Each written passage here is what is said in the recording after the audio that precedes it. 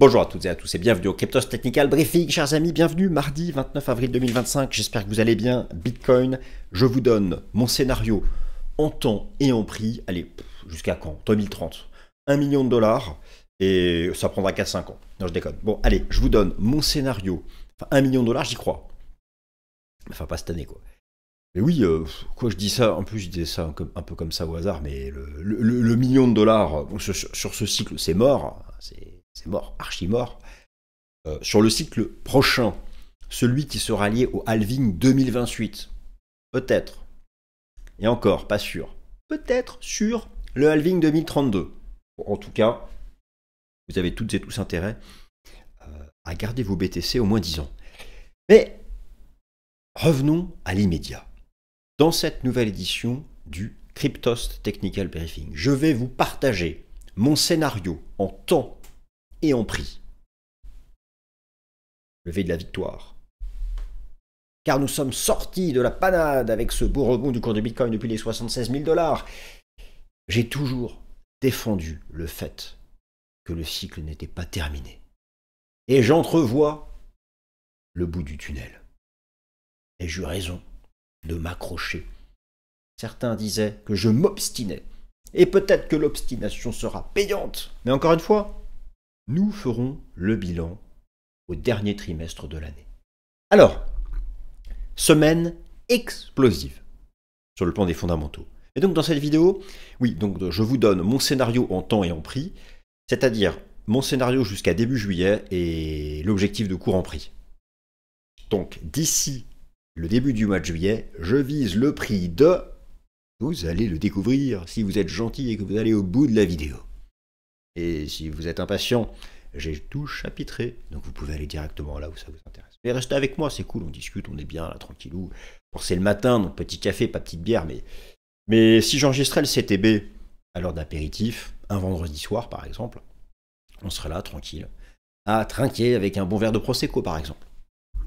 Mais c'est le temps du café, mardi 29 avril, le matin. Alors, semaine hyper chargée sur le plan des fondamentaux, il n'y a pas de sujet. Enfin si, il y en a des multiples des sujets, mais il n'y a pas de sujet, c'est une expression. Pourquoi? Parce que les résultats des GAFAM, enfin 4 Magnificent 7 sur 7, l'actualité autour de la géopolitique, et sans oublier la diplomatie commerciale, avec en plus l'inflation US-PCE mercredi, pour savoir si, avec cette guerre commerciale, il y a un début de vague d'inflation, seconde vague d'inflation ou non. Moi, je pense que non. Et mon scénario, moi, c'est que ce mercredi, le PCE baisse. On verra. Et vendredi, le rapport NFP américain. Donc, une semaine hyper chargée sur le plan des fondamentaux. Allez, je vous donne directement les parties. Je blablate pas trop. Première partie, donc, cycle temporel. L'impulsion qui a démarré sur les 76 000 dollars, je pense qu'elle peut durer jusqu'au début de l'été. Alors, ça ne veut pas dire que ça va monter tous les jours. Il vous suffit d'observer une séance en particulier pour le constater, même toutes les semaines. Heureusement que non. D'ailleurs, Bitcoin nous habitue à alterner les impulsions et les retracements correction pause. Mais je pense que ce point bas qui a été marqué à 74 000 dollars en fait en mèche basse début avril peut nous mener jusqu'à début juillet vers de nouveaux records historiques. Ensuite, probablement, une nouvelle pause qui fera encore croire à tout le monde que c'est le bear market et on repartira pour un mouvement final vers octobre-novembre où là ce sera the end of our current cycle, c'est-à-dire celui qui est lié au halving 2024. Deuxième partie, quel objectif de cours je vise pour le début de l'été? Quel objectif de cours je vise pour le début de l'été? Je vous donne un indice. Cet objectif de cours sera à 3 chiffres. Cet objectif de cours sera à 3 chiffres, pour début juillet donc, et ne commencera pas par un 2. Voilà, je peux vous dire. Troisième partie, entre le gold et le Bitcoin, gold versus BTC, lequel va surperformer ces prochains mois. Quatrième partie, et la saison des alts dans tout ça. Et la saison des alts.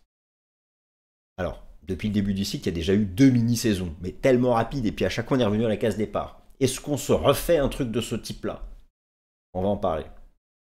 Et enfin, cinquième partie, le tour d'horizon graphique, habituel, Solana, BNB, ETH, et un mot sur Atom, c'est parti. Allez les amis, c'est parti, on attaque, il est 5h du mat là, puis à 6h du mat, je me fais l'aller-retour Bastille-Vincennes par la coulée verte.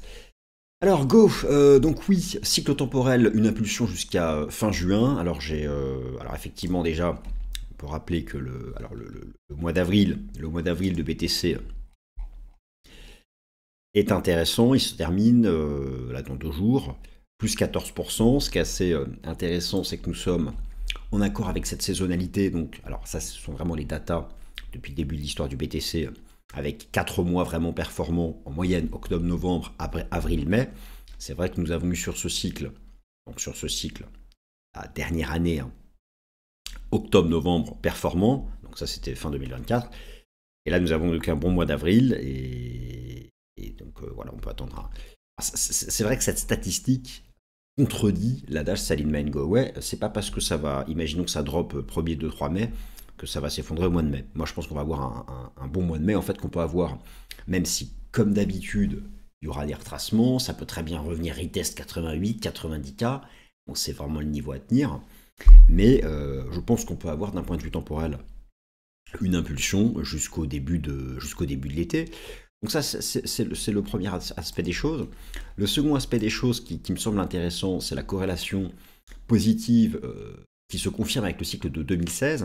Donc quand je dis 2016, c'est l'année du halving. Comme nous, là, c'est le cycle de 2024, parce que le halving a lieu au printemps 2024, et le cycle a commencé à l'automne 2022, enfin vous me suivez. Bon, c'est la courbe bleue. Donc le cycle de 2020, on en a complètement décroché, même en fait on en fait l'inverse. Alors c'est intéressant, c'est que justement, on a une corrélation positive avec 2016, qui est ici en bleu, et une corrélation inversée avec 2020. Donc bon, finalement c'est plutôt pas mal. C'est ce que je vous avais montré, rappelez-vous, c'est ce que je vous avais montré ici. C'est ce que je vous avais montré ici il y a 2 semaines. Ah, je suis assez content, là ça a marché. C'était cette opposition. Là, c'est exactement le même alignement temporel. Dernière année du cycle de 2020, dernière année du cycle de 2024, on avait eu cette pattern. Et on était sorti par le bas, ça avait droppé jusqu'à début juillet. Et effectivement, il y a un certain nombre de choses. Alors, même si là, imaginons, ça peut très bien revenir retest, d'accord ? On peut très bien revenir retester. En fait, on a réintégré la partie basse de l'ancien range. Ça peut très bien revenir retester et repartir. Il n'y a pas mort d'homme si on revient tester cette zone-là. Derrière, je pense que ça repartira.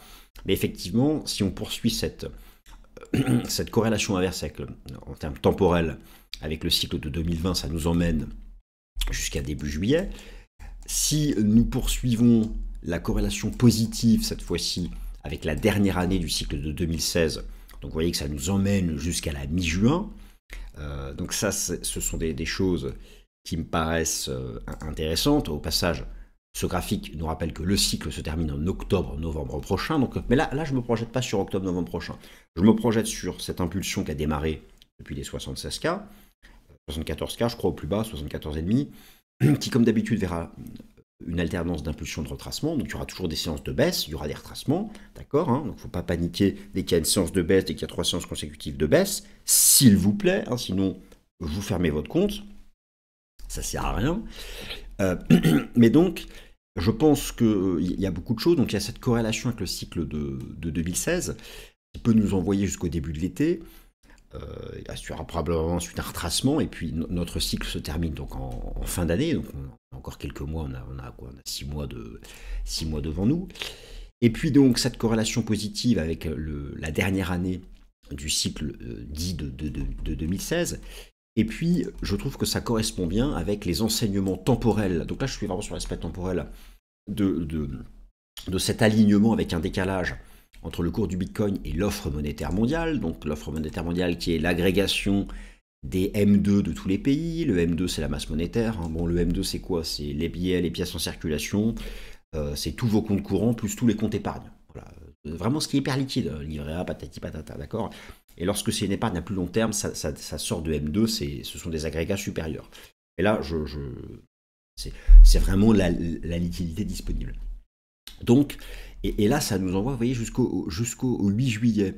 Donc, vous avez quand même la corrélation avec 2016, la corrélation positive avec 2016, la corrélation inversée avec 2020, et vous avez donc l'offre monétaire mondiale avec donc ce décalage de 78 jours qui semble vraiment correspondre bottom, top, bottom, top, bottom.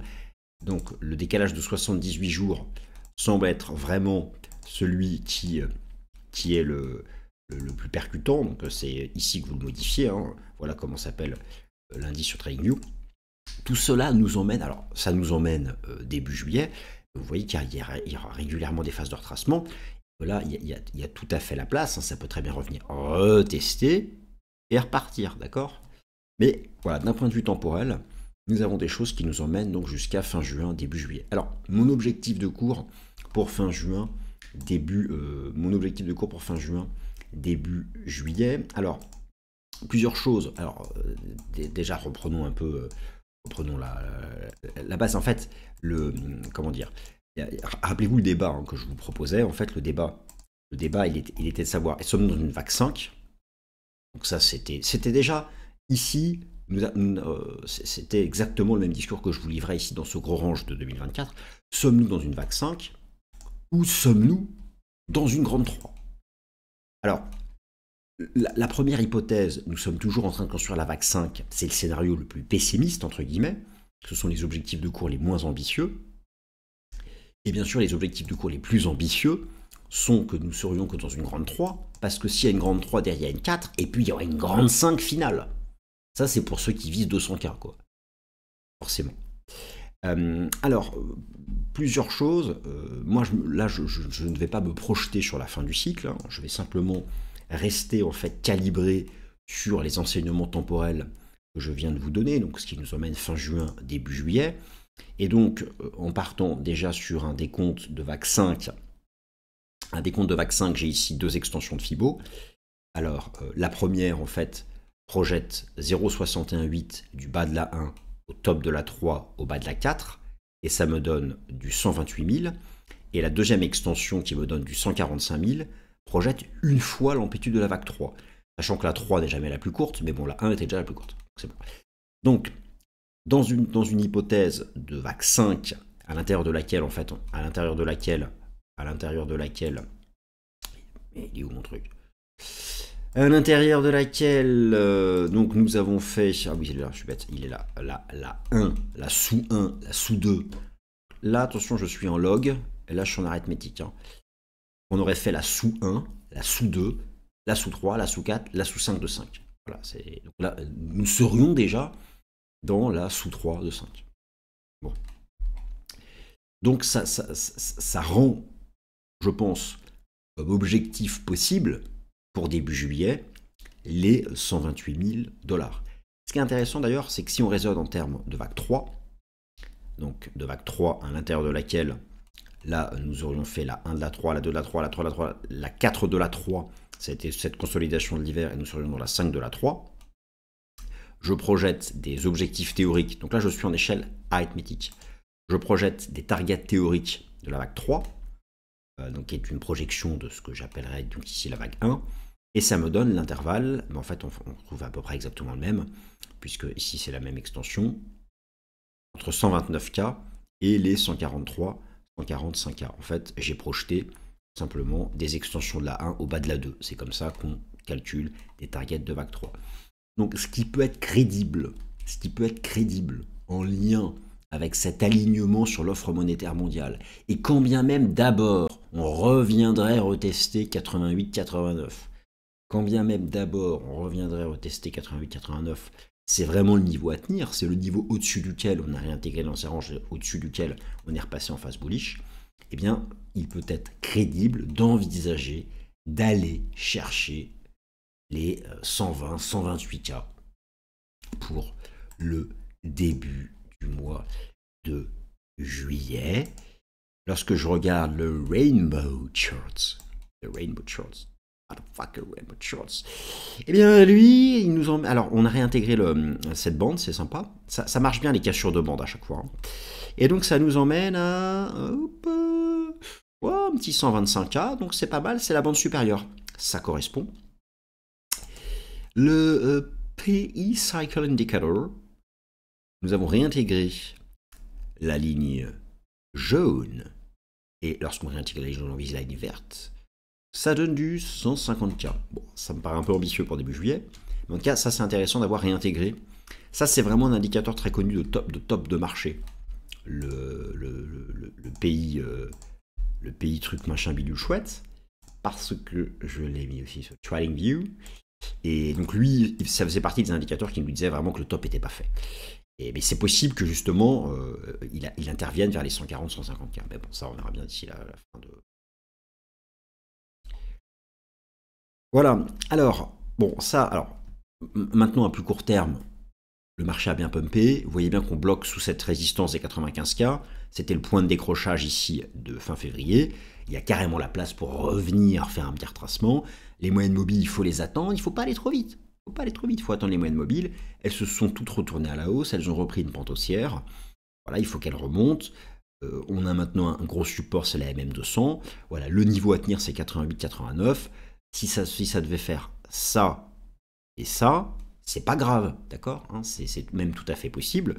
Ça commence à marquer un peu le pas, il y a une petite division des lits, ça peut tout à fait marquer une pause avant de repartir plus tard. Sachant que les enseignements de cette courbe de liquidité nous envoient dans un pump ponctué de phase de retracement jusqu'à peu près au début du mois de juillet.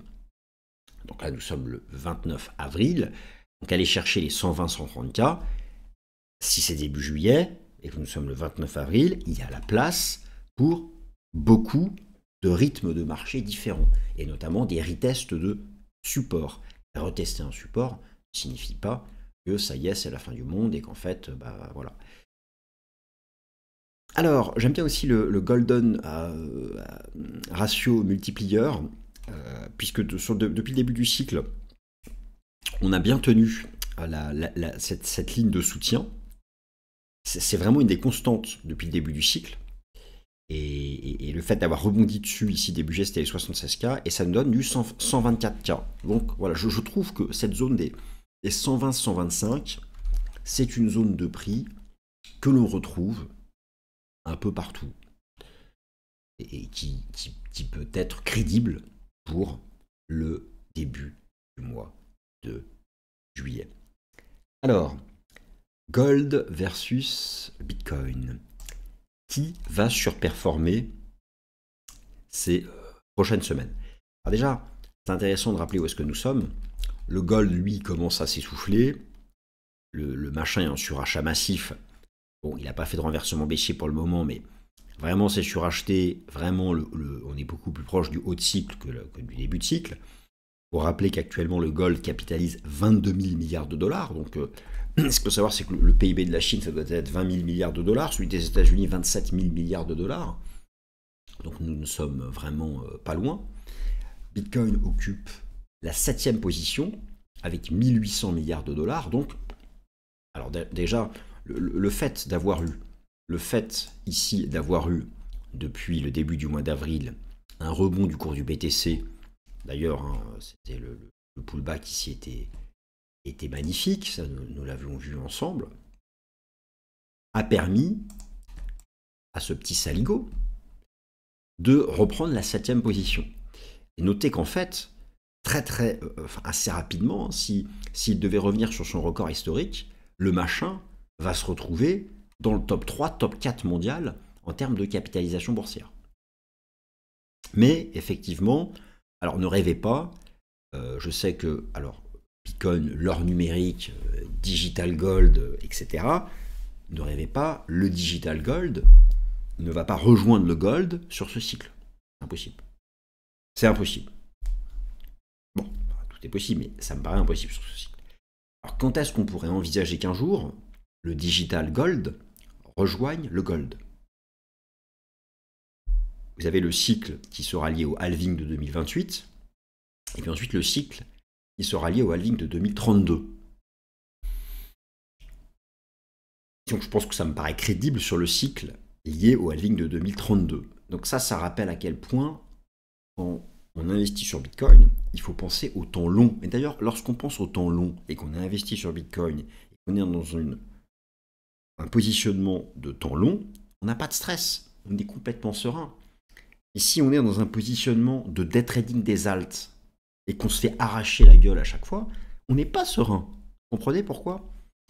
Il faut changer de perspective lorsque on investit sur BTC. Moi, les quelques personnes que je connais qui ont fait du gros capital, ils sont positionnés sur les majeurs depuis des années. Et voilà. Je connais franchement personne qui ont vendu des trading des alts. Enfin, moi, je connais pas tout le monde, hein, heureusement, et qui a fait un max de cash. Je connais par contre beaucoup de monde qui s'est fait rincer. Bref, bon, tout ça pour dire que entre Bitcoin et Gold, vous avez un outil. Vous avez le ratio Bitcoin-Gold. Alors, vous pouvez tout à fait pratiquer l'analyse technique. Sur TradingView, vous pouvez créer vos propres ratios. Vous avez ici toutes les petites opérations mathématiques de base. Hein. Donc, même ceux pour qui les maths c'est un peu loin, vous avez des enfants, éventuellement, lorsqu'en CM1, CM2, maîtrisent le principe de la division, le principe de la fraction.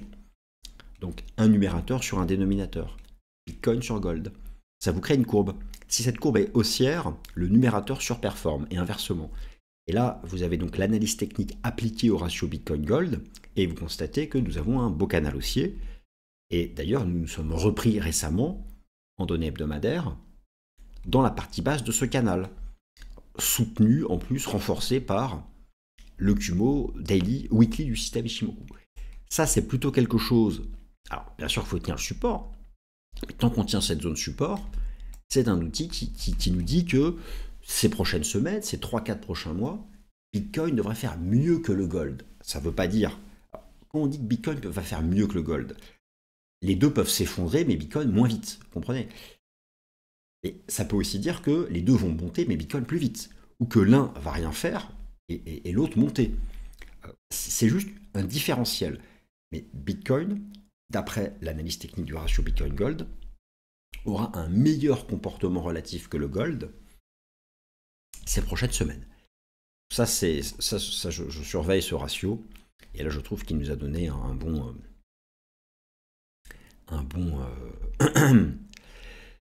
signal. Alors, la saison des alts. Et quoi? Je connais pas les alts. Non, je déconne.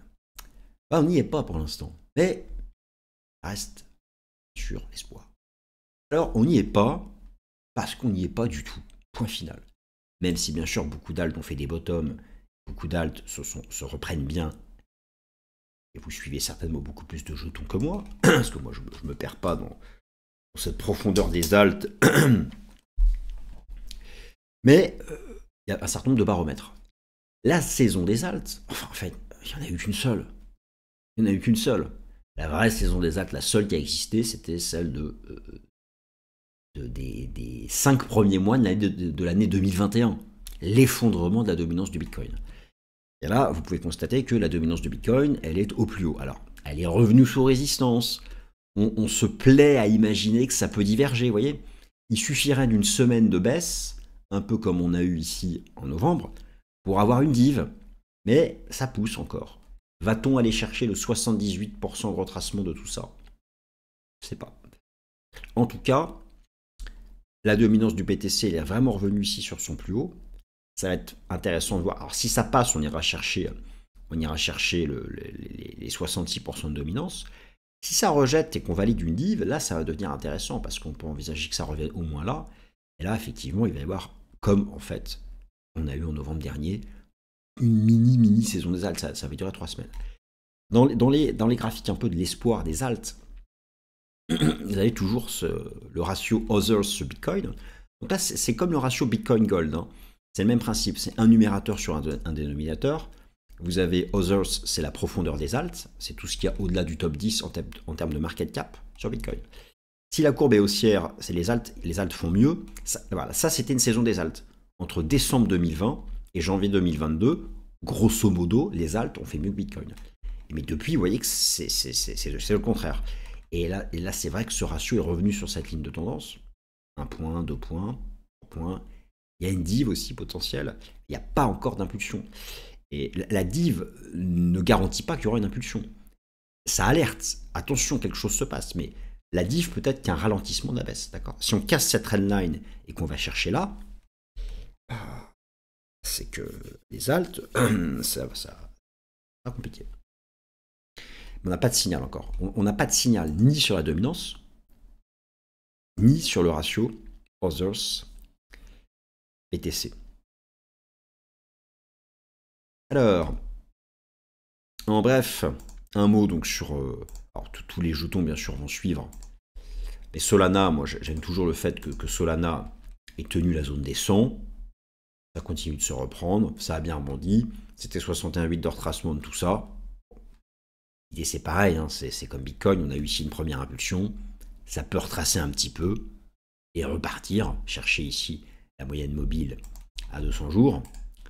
Le BNB, je repasse en log. Le BNB, tant qu'on tient cette ligne de tendance, ça reste bullish. Tant qu'on tient cette ligne de tendance, ça reste bullish. Tant que le marché tient le Kumo du système Ichimoku en weekly, oui. On peut imaginer ici une compression et que ça finisse par réaliser un breakout. Sur ETH, l'enjeu reste le même. C'est encore gérable tant que le marché s'accroche, regardez, au record de l'ancien cycle. Vous voyez bien, le record historique de l'ancien cycle, en janvier 2018, est 1530 $. Et c'est le niveau au-dessus duquel, alors ça c'est la première étape. Maintenant, pour repasser en phase d'accélération de ce type-là, il faut redépasser les 2000-2100 $. Bon déjà, allons-y. Première étape, allons-y. Et quant à Atom, bon, alors là je suis en échelle classique, là je passe en log. En log, on est sur 61,8 de retracement de tout ça. Bon, le marché est revenu sur ses plus bas. Qu'est-ce que vous voulez que je vous dise? Si vous voulez, bon, on voit très bien la zone à tenir. Il y a un semblant de div, c'est pas non plus monstrueux.